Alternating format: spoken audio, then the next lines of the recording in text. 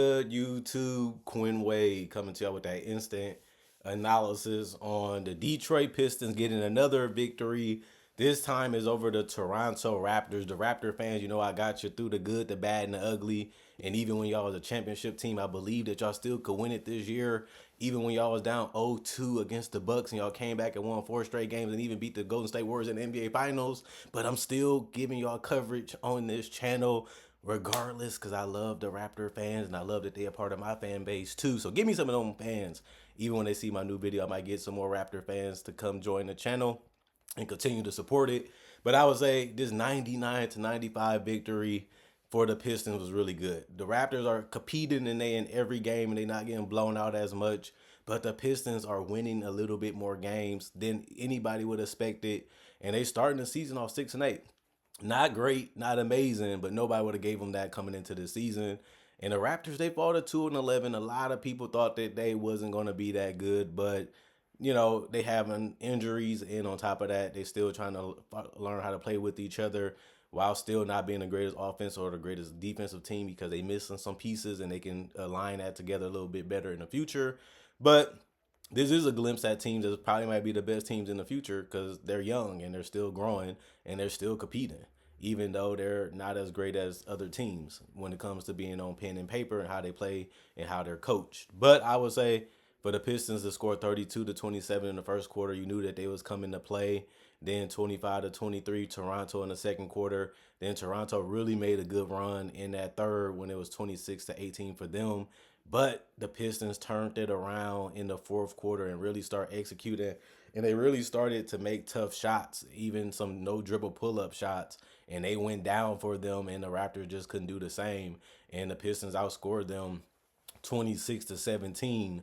And you look at the fact that Tobias Harris gets in double figures with 11 points. He was +5 and plus minus. He did have 4 personal fouls, and he only played 28 minutes tonight. He had 2 turnovers, 3 steals.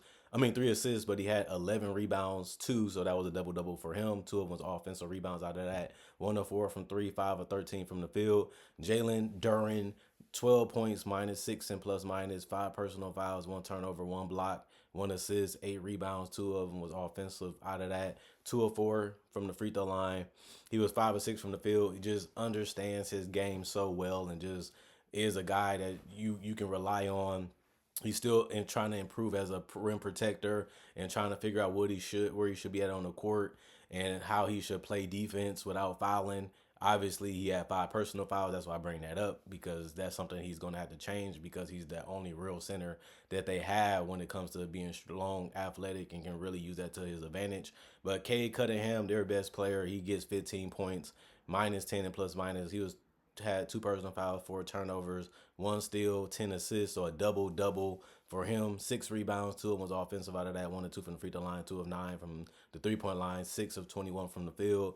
Jaden Ivey is back and he came ready to play with a 14-point night, +9 and plus minus, 2 personal fouls. He had 2 blocks too to go with that 1 steal and 5 assists.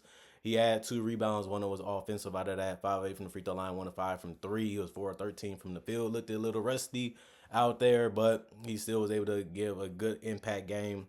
It was a big difference for them. Malik Beasley, like I want to continue to give him praise because he's been playing real good. He has been one of their best additions, and he's been able to have a really good season to the point where they put him in the starting lineup because he's been playing that well for them.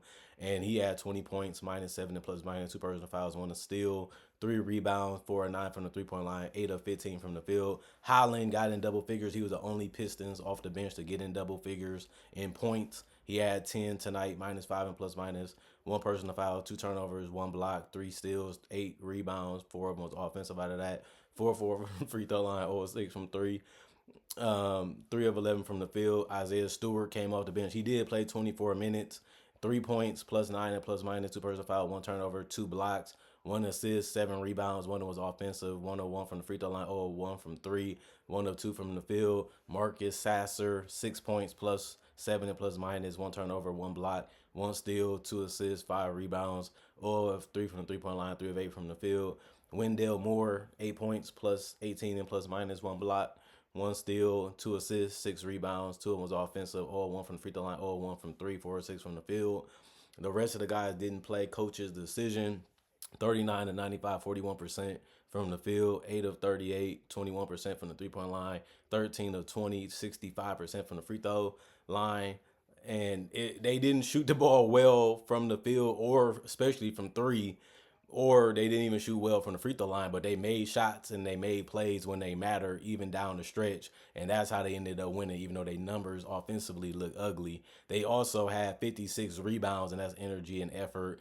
And they was able to turn those into baskets too. 24 assists, 8 steals, 8 blocks, 13 turnovers, 16 personal fouls.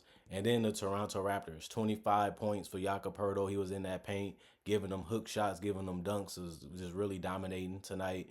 Plus six and plus minus, 4 personal fouls, 1 turnover, 3 blocks, 1 steal, 3 assists, 19 rebounds, which was humongous. And he had 11 of those that was offensive. Just a massive game from a player that's been really decent this year. 1 of 4 from the free throw line, 12 of 21 from the field.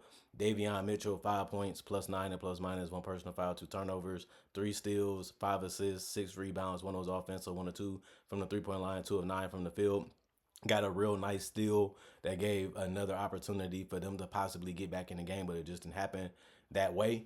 RJ Barrett, 22 points, plus 14 and plus minus, 1 personal foul, 1 turnover, 1 block, 7 assists, 6 rebounds, 3 of them was offensive, 8 of 9 from the free throw line, 2 of 6 from the 3-point line, 6 of 18 from the field. OG Abaji, 9 points, minus 4 and plus minus, 3 personal fouls, 1 turnover, 2 steals, 1 assist, 3 rebounds. 1 was offensive, 1 of 5 from the 3-point line, 4 of 15 from the field. Grady Dick, 16 points for him. He has had an impressive most improved case type of season. Plus 13 and plus minus, 1 personal foul, 3 turnovers, 5 rebounds, 7 of 7 from the free throw line, 1 of 10 from 3. That's one of the key reasons why they couldn't get that win tonight, was mainly because they didn't shoot well from 3, but they shot worse from the field, even though they did get to the free throw line more and they converted them at a better clip. It's just tough to win games in general. And when you have guys missing this many shots and this many opportunities, even off the bench, it just gives the team a little bit of a leeway to be able to take advantage of it. And that's all you really need to be able to win the game. But he was 1 of 10 from the 3-point line and 4 of 17 from the field. Chris Boucher, 2 points, minus 10 and plus minus, 2 turnovers, 2 blocks, 1 assist, 7 rebounds. 1 was offensive, 0 of 2 from the 3-point line, 1 of 5 from the field. Bruno Fernando, 3 points, 2 turnovers, 1 assist, 2 rebounds, 1 of 2 from the free throw line, 1 of 2 from the field. Jamison Battle, 9 points for him, minus 27 and plus minus, 1 rebound, 3 or 4 from the 3-point line, 3 or 4 from the field. Jonathan Mobo, 0 points. He was minus 6 and plus minus, 1 turnover. Obviously, he had 2 assists and 4 rebounds. 1 of them was offensive. 0-1 from the 3-point line, 0-3 from the field. Garrett Temple still hanging in the game. He played 2 minutes. He had 1 turnover, 1 personal foul, plus 2 and plus minus didn't really help. And then Shed, 2 of 4 from the field, 0-1 from 3, 1 rebound, 1 assist, 2 personal fouls, minus 17 and plus minus 4 personal foul. And the other guy did not play because they either was injured or the coach's decision, even though he emptied the bench tonight. And they didn't really get to double figures. The closest guy was Battle, which I said he was 3 or 4 from 3, which helped, as much as they could get, because nobody really had a great game off the bench tonight and really didn't provide no difference making activity outside of Chris Boucher having 7 rebounds, which is enough to make an impact. But when you 1 of 5 and you 0 of 2 from 3, it's really tough to win those games where you only have one person off the bench that played double figures like the rest of these guys did and didn't really give much. 35 of 98, 35% from the field, 8 of 31, 25% from 3, but they were 17 of 22, 77% from the free throw line. They did have 54 rebounds. They did have 21 assists. They did have 7 steals and 6 blocks as a team, 14 turnovers and 13 personal fouls. And the Raptors had another chance out there to get another victory, but they just couldn't pull it home. And it's the ugly side of the game where you try hard, you do the best you can, you think you put the practice in, you think you did the things right, you have a chance to steal a game or win a game, however you want to feel that you can get it done, and it just falls short. And you got to give credit to the Pistons. They hung in there. They stayed with it even when they deal with some adversity, and they was able to stick together, make some plays, shoot some prideful slash confident shots.